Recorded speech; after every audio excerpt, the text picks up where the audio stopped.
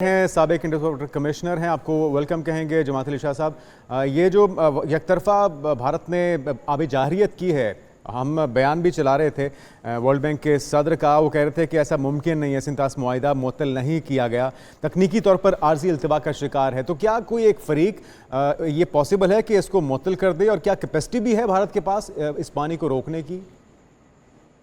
बहुत शुक्रिया मोहम्मद जुनैद साहब। अजय बंगा साहब ने जो अब कहा है कि मायदा जो है ये ट्रीटी की कोई ऐसी प्रोविजन नहीं है जिसके तहत इसको मुअत्तल किया जा सके, और ये फैक्ट है। और लेकिन प्राइम मिनिस्टर इंडिया का ये कह देना कि हेल्ड इन ओबेंस है, पहले तो उन्होंने ऐलान किया, और उसके बाद टेक्निकल मिनिस्ट्री से लेटर भी इशू हो गया। तो हमें तो इसको सीरियस लेना चाहिए जी। क्योंकि ये किसी पॉलिटिशियन, एमपीए, एमएनए, वहाँ एमपी का ये कहना नहीं था। प्राइम मिनिस्टर ऑफ इंडिया ने जो है इसका ऐलान किया था।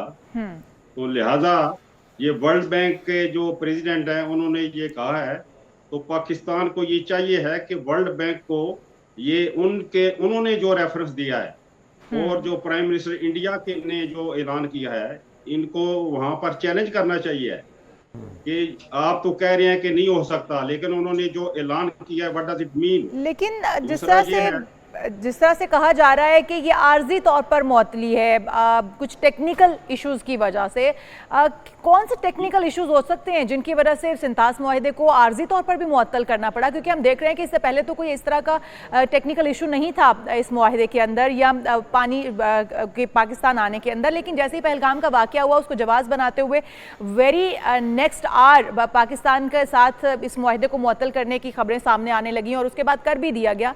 गो कि भारत के पास कैपेसिटी मौजूद नहीं है, और ये जो जवाब अब गढ़ा गया है वो क्या ये दुरुस्त है कि तकनीकी खराबी की वजह से, किसी मसले की वजह से आर्जी तौर पर मुअत्तल किया गया है?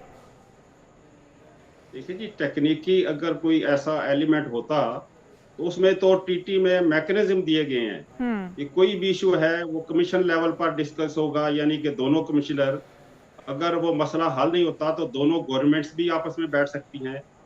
अगर दोनों गवर्नमेंट्स हल नहीं कर सकती तो कोई भी पार्टी जो है ये वर्ल्ड बैंक को रिक्वेस्ट कर सकती है कि टेक्निकल इशू के लिए न्यूट्रल एक्सपर्ट अपॉइंट कर दे, और अगर लीगल इशू है तो वर्ल्ड बैंक को रिक्वेस्ट की जा सकती है कोर्ट ऑफ आर्बिट्रेशन बना दे। और ये कह देना कि विदाउट एनी रीजन कि पहलगाम या उड़ी या कहीं भी कोई चीज हो जाए और पानी जो है वो बंद कर दिया जाए।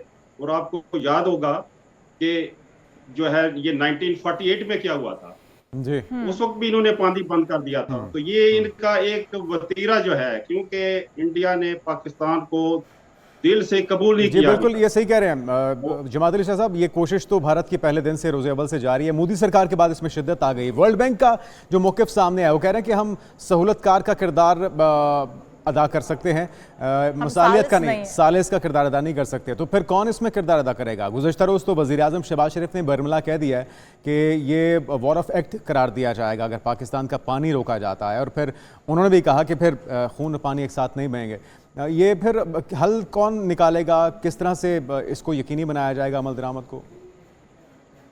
मोहम्मद जुनैद साहब, गुजारिश मेरी ये है कि एक तो एंडेवर ये है कि वर्ल्ड बैंक को तो हम उसके साथ प्रोसीड करें इशू को, और दूसरी जो एक विंडो ओपन हुई है वो अमेरिकन जो प्रेसिडेंट हैं उन्होंने सीज फायर करवाई है, और सीज फायर के अंदर जी जमात अली शाह साहब चल रहे थे। जी जी ठीक, यानी कि उसमें ये पानी का इशू भी था जी। अब ये एक बड़ा नाजुक मरहला है मोहम्मद जुनैद साहब, जो मैं गुजारिश कर रहा हूँ जी कि ये जो विंडो ओपन हुई है इसको हमने किस तरह कैश कराना है, इसमें हमने पेशबंदी क्या करनी है, और इंडिया से हमने अपनी बात खासकर सिंतास मुआहिदा पे कैसे मनवानी है कि वो हेल्ड इन अबेंस का जो लेटर है वो विड्रॉ करे।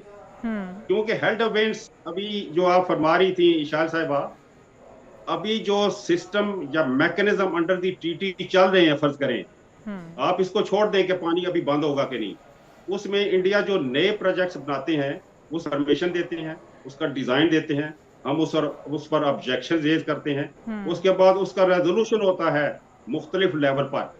अगर वो हमें डाटा ही नहीं देगा, हमें इंफॉर्मेशन नहीं देगा नए प्रोजेक्ट की, और वो बिल्कुल ट्रीटी सही। वायलेटिव हो, तो उनको तो कैपेबिलिटी या कैपेसिटी तो उनको मिल गई। दुरुस्त। दूसरा, हमारे दो इश्यूज जो हैं अभी, एक कोर्ट ऑफ आर्बिट्रेशन में है, ये बंगा साहब के पास ही है, उन्होंने कोर्ट ऑफ आर्बिट्रेशन बनवाई थी, और दूसरा न्यूट्रल एक्सपर्ट के पास है। इसका मतलब है अगर हेल्ड इन अबेंस है तो ये दोनों प्रोसेस वहां पर सस्पेंड हो और जाएंगे इस या तरह रुक से तो जाएंगे। जमात अली शाह तो साहब कशीदगी पाकिस्तान बरकरार रहेगी।